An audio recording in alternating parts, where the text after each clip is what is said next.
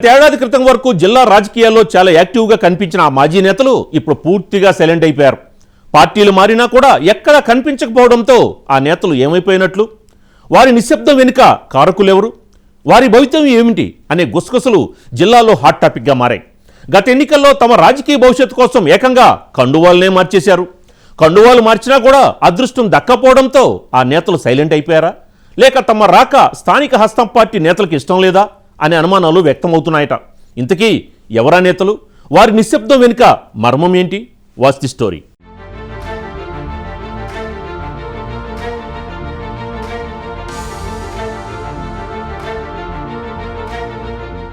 ఉమ్మడి ఆదిలాబాద్ జిల్లాలో ఒకప్పుడు ఓ వెలిగిన మాజీ ఎంపీ సోయం బాబూరావు, ఖానాపూర్ మాజీ ఎమ్మెల్యే రేఖానాయక్, బోధ్ మాజీ ఎమ్మెల్యే రాథోడ్ బాపురావు ఇప్పుడు జిల్లా రాజకీయాల్లో సైలెంట్ అయ్యారు. మాజీ ఎంపీ సోయం బాపురావుకు బీజేపీ సిట్టింగ్ టికెట్ దక్కపోవడంతో ఆ పార్టీకి దూరమై కాంగ్రెస్ పార్టీలో చేరిపోగా, బోధ్ మాజీ ఎమ్మెల్యే రాథోడ్ బాపురావుకు బీఆర్ఎస్ అవకాశం ఇవ్వకపోవడంతో ఆయన కూడా బీఆర్ఎస్ గుడ్ బై చెప్పారు.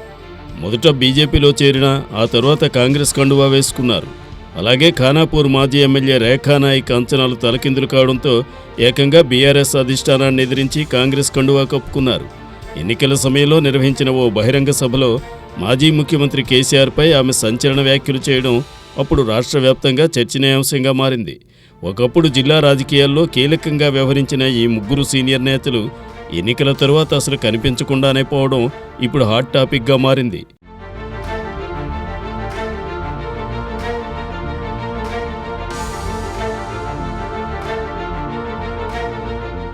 మాజీ ఎంపీ సోయం బాపురావు జిల్లా ఇన్ఛార్జి మంత్రి సీతక్క పర్యటనలో అడపాదడపా పాల్గొంటున్న మాజీ ఎమ్మెల్యేలు రేఖానాయక్, రాథోడ్ బాపురావులు మాత్రం అసలు కనిపించడమే లేదన్న వాదనలు బలంగా వినిపిస్తున్నాయి. అధికార కాంగ్రెస్ పార్టీలో కొనసాగుతున్న స్థానిక నేతలు వీరిని కలుపుకొని పోవడం లేదన్న ప్రచారమూ జరుగుతోంది. ఇప్పటికే పార్టీ అధిష్టానం పెద్దలు పలుమార్లు హెచ్చరించిన నేతల తీరులో మాత్రం మార్పు కనిపించడం లేదంటున్నారు. జిల్లాలో అన్ని నియోజకవర్గాల్లో గ్రూపు విభేదాలు పెరిగిపోవడంతో ఆధిపత్య పోరు కనిపిస్తోంది. ముఖ్యంగా బోధ్, ఆదిలాబాద్, ఖానాపూర్ నియోజకవర్గ ఇన్ఛార్జీలు సీనియర్ నేతలను కలుపుకుని ముందుకు వెళ్లడం లేదన్న ఆరోపణలు వినిపిస్తున్నాయి. వారిలో సమన్వయం లేకపోవడంతో ఇలాంటి పరిస్థితులు ఎదురవుతున్నాయట. నేతల మధ్య సఖ్యత లేకపోవడంతో పార్టీ కార్యకర్తలు అయోమయానికి గురవుతున్నారట. ఇలాంటి పరిస్థితుల్లో పార్టీ విజయావకాశాలపై మరింత ప్రభావం పడే అవకాశాలు ఉందంటున్నారు పరిశీలకులు.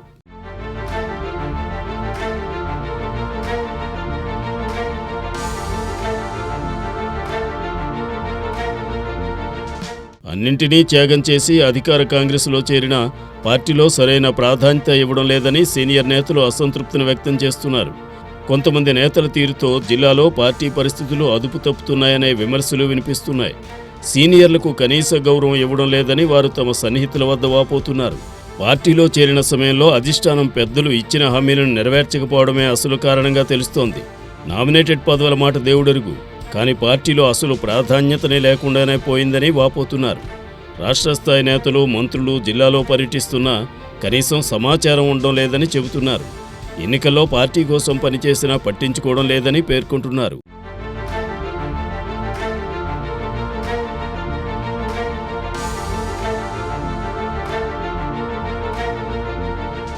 పార్టీలో పెద్దగా ప్రాధాన్యత లేకపోవడంతో సీనియర్ నేతలంతా సొంత పనులకే పరిమితమవుతున్నారు. ఎక్కువగా హైదరాబాద్లోనే కాలక్షేపం చేస్తున్నారు. అడపాదడపా జిల్లాలకు వస్తున్న పార్టీ కార్యక్రమాలకు దూరంగానే ఉంటున్నారు.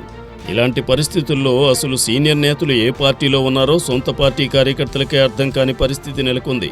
ఇన్ఛార్జి మంత్రి సీతక్క, ఇతర ముఖ్య నేతల పర్యటనలోనైనా సీనియర్ నేతలు కనిపించడం లేదనే వాదనలు వ్యక్తమవుతున్నాయి. ప్రభుత్వ కార్యక్రమాలు, సంక్షేమ పథకాల అమలుపై తీవ్ర విమర్శలు చేస్తున్న ప్రతిపక్షాలకు సీనియర్ నేతలు సైతం ధీటైన సమాధానం ఇవ్వలేకపోతున్నారన్న విమర్శలు వస్తున్నాయి. చూడాలి మరి నేతల మధ్య ఐక్యతకు కాంగ్రెస్ అధిష్టానం ఏం చర్యలు తీసుకుంటుందో.